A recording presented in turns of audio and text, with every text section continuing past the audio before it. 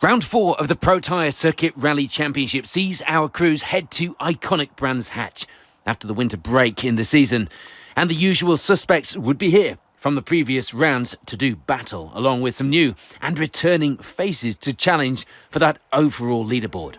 Fastest out of the blocks here in Kent will be Michael Igo and Will Atkins. They get off to a good start, leading the rally by just 7 seconds, though, at the end of the morning stages. It is far from comfortable, but a lead is a lead, and it would be the ideal start to the event for the pair. And our reigning champions lead will be over Barry Morris and Tom Hutchings, former champions themselves, no less, in 2019. And that Darien, in the hands of Morris, was capable of rally-winning times. We know that. The pair, in fact, setting a fastest time as if to prove my point on the second stage of the day. For now, it would be second, but they had the lead in their sights, and they'd keep it there as the day went on. That much was for sure.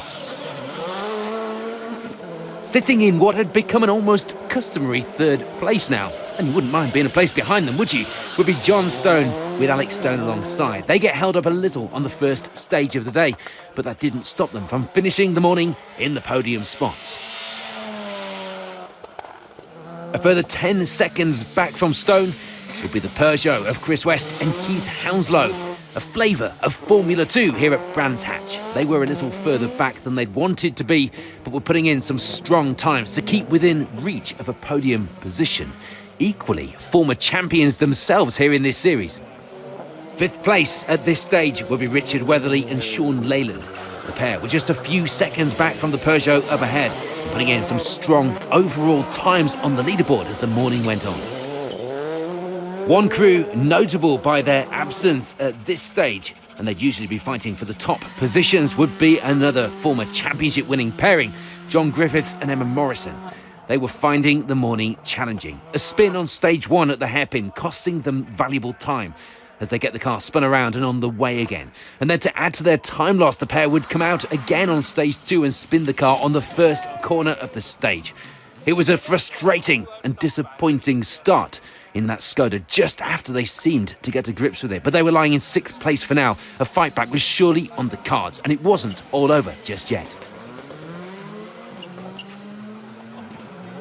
Last year's Rally Barbados winner Stuart Maloney will be visiting from the Bayesian Island and competing on this event for the first time. Steve McNulty alongside this weekend, no stranger to Barbados or Brands Hatch. They end the morning 7th place overall in the polo, but actually on an identical time to Griffiths ahead. Sean and Colin Quigley, meanwhile, will be moving up and down the leaderboard as the day went on. Times on each stage pretty varied, depending on the issues they had at any one time out there. But even so, the pair would end the morning 8th overall. Sam Cox and Matty Franklin will be leading the way in Class D at this stage, going superbly in the Clio to take a 9th place overall position at this stage, as well as that class lead. And rounding out the top 10 were the ever sideways and ever impressive Alistair Stables and Neil Jones in that glorious Chevette. 3rd place in the class for Class C for them at this point as well. You know we're rally nerds here at Special Stay, so let's take a look at some of the class positions and some of the cars outside of the top of the leaderboard. And it will be 2nd place in Class D for Russell Davies and Richard Suter. They lie in 15th overall in the Darien. For Callum and Roland Francis, it would be the lead in Class E. The Escort pair lose a little time overall, but they end the morning in 24th position on the leaderboard, and we're happy with that. And 2nd in that class would go to Luke and Tom Constantine. The Opel Adam pairing only 4 seconds off the class lead as they finish stage 4 with 25th place overall, switching from the MG3 that we've seen them out, especially on the gravel in recent times. In Class B, it was Stephen Johansson and Colin Stevens leading the way in their Subaru Impreza. They have a small lead in the class at this stage, by no means comfortable. The fight would have to be on to keep it, and they lie in 27th overall. A few positions behind them overall, but right behind them as far as the class results were concerned was Sam Gendy and Samantha Bartlett. 2nd in the class, 13 seconds the difference to that class lead. And in Class F, it was the lead for Jonathan Bray and Darren Stiles, taking the class lead by the midpoint of the day and in 46th overall in the MG. James Rudd and Jonathan Haynes would be a few positions further back on the results in 49th. They were lying second in that class fight at this stage as well in the Micra. And in Class G, it was Tom Grant and Dick Atho taking the early lead. They've got a 25-second buffer as well in the class, which was an ideal start to the rally, wasn't it? And that lead will be over Paul and Alexander Quinnell. The Peugeot 205 pair, a few positions back overall, but they'd still be able to try and gain some of that time through the afternoon stages with their eyes on a class result. So the morning stage is complete and plenty of action out there on the Brands Hatch stages. Here's how the leaderboard is shaping up.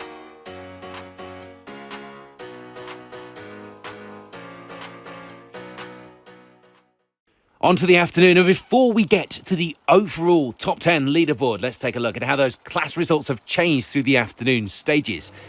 And in Class G, there'd been no change to the lead, with Tom Grant and Dick Atho staying in that number one spot. The difference now was that they were the only finishers in the class, and you know what they say about finishing first. In Class F, no change either. James Rudd and Jonathan Haynes remaining in second place to the finish, taking 42nd on the overall leaderboard as well. An impressive and pleasing day for them here at Brands Hatch. And that, of course, means it is a class win for Jonathan Bray and Darren Stiles, finishing around half a minute in the lead of the class by the end of the rally, in 39th overall. The Class B fight would remain the same as well, with Sam Gendy and Samantha Bartlett taking second in the class this afternoon. That, of course, meaning the class victory would go to this man, Stephen Johansson, Colin Stevens alongside, who'd also guide the Subaru to 21st place on the overall leaderboard, just outside a top 20 spot. There's a bit of change, though, in Class E. We see Chris Woodhouse and Lucy Wilding stepping up to take second place in the class, 19th overall in the Peugeot. Lucy combining a successful road rally season with some stage rallying once again here in 2025. And stepping up to take the class victory are Luke and Tom Constantine. Their second outing in the car after changing from that MG. This will be their first finish in the Vauxhall or the Opel, whichever way you want to look at it. A good result it was as well. In Class D, we'd see the Lotus pair of Joseph and Daniel Duffy climbing the leaderboard to take second place in the class. Enough to take 12th on the overall leaderboard as well. And just like that, we're on to the top 10. And it will be 10th place for George Sherman and Neil Coleman. The pair had competed on this round last year and had to super rally, so a top 10 finish this weekend was a good way to end the rally. Sam Cox and Matty Franklin would keep hold of the Class D lead into the afternoon. The pair ending the event with the class win as well as 9th place overall in the Clio. And there were some impressive times being set by Alistair Stables and Neil Jones. They'd end the rally 8th place overall, keeping hold of their 3rd place in Class C as well. Richard Weatherly and Sean Leyland would drop back a little through the afternoon, but the result was good nonetheless. They'd end the event 7th place overall. Bushy Parkman Stuart Maloney with Steve McNulty alongside had been in joint 6th this morning, and now through the afternoon they have that position to themselves. They take that result along with 4th in the class. An impressive first showing from last year's Rally Barbados winner. There wouldn't be anything else Chris West and Keith Hounslow could do to get higher up the leaderboard in that Peugeot 306 Maxi. They'd have to settle for 5th place, but the championship was still long enough in the legs for those points today to potentially make a difference later in the season. Damage limitation was the aim of the game for John Griffiths and Emma Morrison today, and that is exactly what they did. The brief had been nailed. They keep the car pointing in the right direction through the afternoon stages, climbing up as high as 4th place. It would be points on the board, not as many as they would have hoped at this stage, but they all count. And once again, it's John and Alex Stone rounding out the podium in the Legend Fires Polo. The pair strengthening their position in the championship standings, and with consistent podium finishes, they are serious title contenders this season. That welcome return to the circuit stages for Barry Morris and Tom Hutchings had paid off. They keep hold of that second position to the finish this weekend. 19 seconds back from the lead.